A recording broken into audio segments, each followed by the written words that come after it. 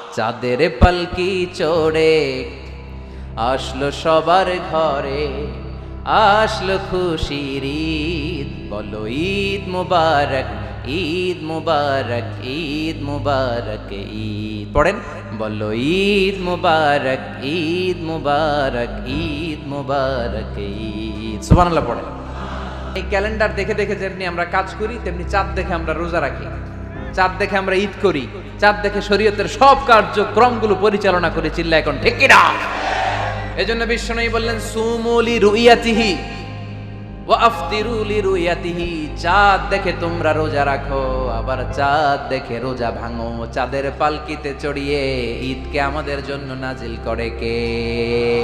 এজন্য আল্লাহ বললেন আশ-শামসু ওয়াল কামারু বিহুসবান, চাঁদ সূর্য তাদের নিয়ম মেনে চলে, এটা দেখে আমরা হিসাব করি। ওয়ান নাজমু ওয়াশ-শাজারু ইয়াসজুদান, বৃক্ষলতা তারকারাজি সবকিছু একটা সত্তারে সিজদা দেয়, তিনি কে?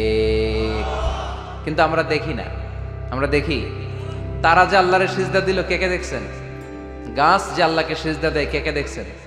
দেখি নাই, কারণ আমাদের ওই চোখ তো নাই। ওই চোখ থাকলে ঠিকই দেখা যেত, ঠিক কিনা?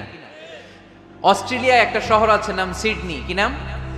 সিডনিতে একটা জঙ্গল আছে, ওই জঙ্গলে একটা গাছ to the right sense of to the direction of কেবলা, কেবলামুখী হয়ে একটা গাছ মানুষের মতো রুকু করে আছে কেবলামুখী হয়ে।